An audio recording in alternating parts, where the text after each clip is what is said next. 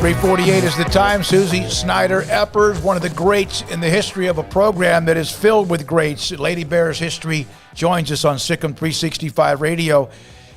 You obviously, it's been a while since the transition from Kim to LSU, and also NIcki Collen now at Baylor. She's got her staff pretty much set. Still one more full-time hire to make. Suzie, have you talked to NIcki at all, much at all, or your thoughts about her as the new head coach? No. First, thanks for having me on your show. I'm excited to be here.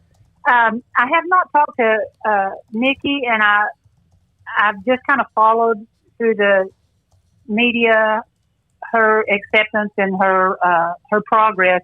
But I'm really excited for her. I know this is a new challenge, and it sounds like she's going to bring a lot to the table. And Kim did a lot for our program, and we've been blessed to have her. But I'm really looking forward to this new season and see what Coach Collen can bring to the table.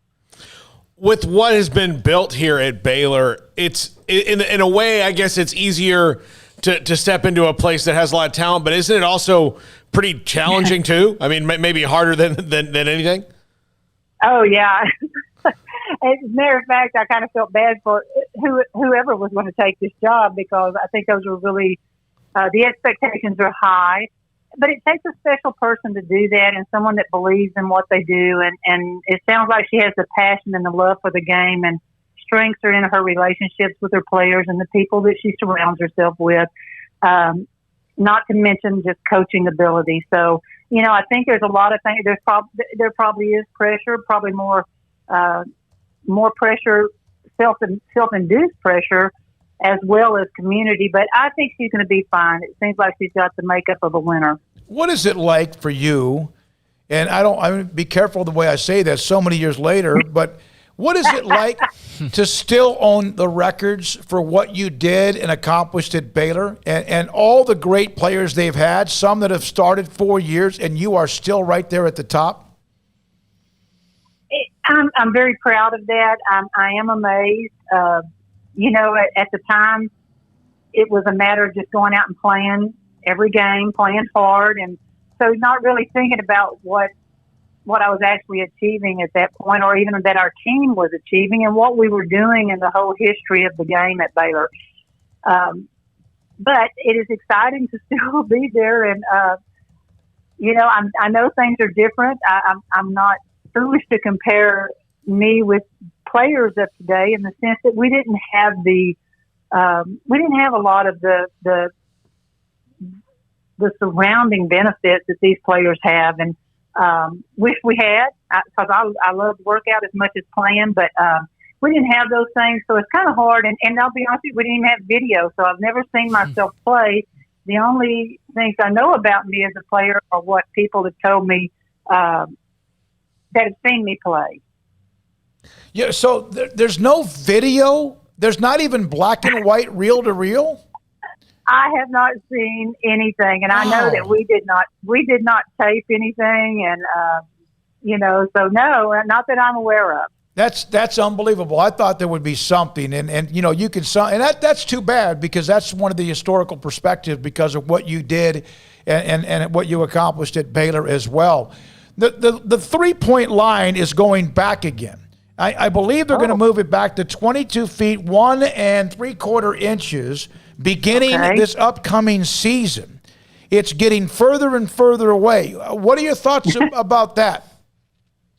Well, I'm excited for that, and watching, I followed the NCAA games throughout the year, the college game, and, I thought there were a lot of kids that were really shooting pretty far off the line to begin with, but I think that's a challenge, and I think it's good for the game to have new challenges. We played, back in the day when I played, we played with a boys-sized basketball, or the men's-sized basketball, and, it's gone to the smaller ball, which I thought was a good thing. I thought it helped a lot with accuracy, but it'll be a challenge. I mean, you always have things that you need to reach for, so that'll be a good thing. It'll be really worth a 3 points.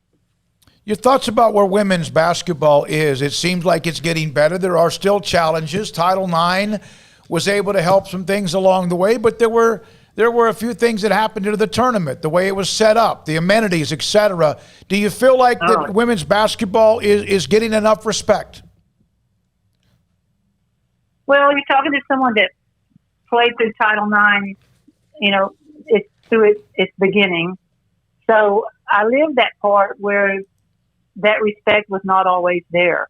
I hated to hear that because I thought it was a step backwards. There's not a reason why the women should not expect to have the same amenities that the men do. And, the game now is on a much more level playing field. And it's a shame that happened because I did feel bad, and I felt like that was a step back. Coach Collins' offense, not that they didn't have some people at times that could shoot the three for Baylor during the time that Kim was the head coach over the years, but it seems as if it's going to be different.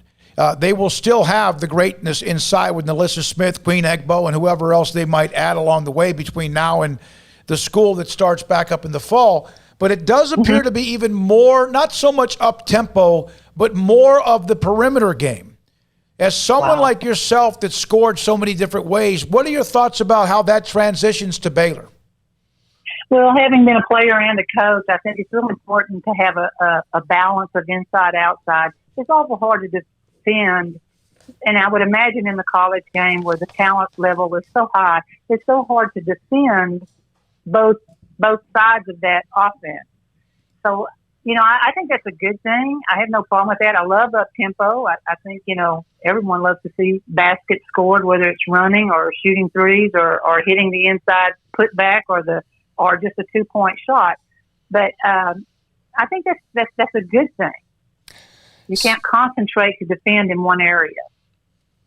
Suzie, in reading a bit about you before the interview today, I stumbled across something that I had no idea about that was really interesting. When you were at Robinson High School, you played 3-on-3 the entire time. You guys could not cross midcourt, and that was all this just stupid way of thinking that, women couldn't handle it. So you eventually get to go play 5-on-5 at Baylor. Like, what was that? Had you had a lot of experience playing 5-on-5 prior to that, or was that like a whole new world? All of a sudden, there's 4 more people on the court at one time. It was a whole new world. At Robinson, Coach Bradley, my high school coach, he would bring in, occasionally we would have exhibition games by college teams.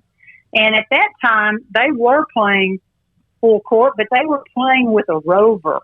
So their full court would be that they actually played 6-man ball, but they had 2 people, one on each team, that could run the full court. So you could play offense and defense. You had to designate who that was. You could cross the half-court line. So I was exposed to it, never played it, but fortunately for me, I was on the offensive end, and we would press. As soon as we would score, we would press, even though it was from the end line to the half-court line. So I had a really good idea of how to play defense, not necessarily, in the paint defense, but I knew how to play one-on-one defense.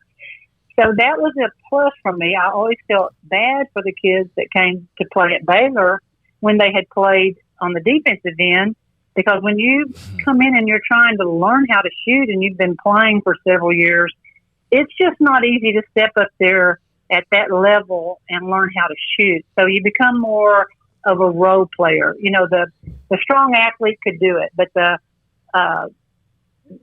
average athlete had a hard time converting then to becoming a shooter. They became more of a putback rebounder or really more of a defensive or a ball handling player. That, when you put... I'm sorry. No, go ahead. It was great to Baylor. I love the full court game because I sat in the state tournament in the final game where we lost the championship. I sat at the half court line. Our defense was having a hard time getting the ball against Spearman at that time, and I can remember sitting there and not being able to do anything about it. And that was hard.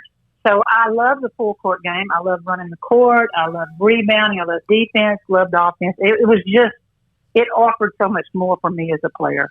I didn't even think much about this on the 3-on-3, and I remember covering some of that back in the day because of when I started covering girls basketball. But yeah, there you could still play both offense and defense. It just depends on which side of the court you were on. And I would think that the better players, am I right, Suzie, that if you were a coach, the better players back in the day, you would want them on offense because that means they got to play both? Well, I never really had really thought about it because I also played on my high school team at Robinson. We went to the state tournament 3 times and won it one of the 3 times. Probably should have won it all 3 times with the talent that we had. I can remember everyone was strong on our team. So I never really thought about that, but I do because I think we had strong players on our defensive end that I really respected and admired, and had wondered what that would be like to play defense at that level, even in high school. So, maybe that was a strategy because when I got out to coaching, we were already to the full court game. So I really didn't have that opportunity to try to place players to determine. Mm-hmm. I don't know if you looked at who the better shooters were. I'm not real sure on that. One, you got. I know you got to go. You have a grandson who's getting ready to play. Is that right? Get to go watch him. How is that pressure, or is that more pressure than having to shoot a last-second free throw? No, I've become a lot better spectator, and I will tell you, I'd rather step out there on that court any day at this time. But no, I can go and enjoy that now, and be real excited for him and be happy that he's doing so well. Well, good luck with that. Good luck to him, and thanks for your time, Suzie. We appreciate it.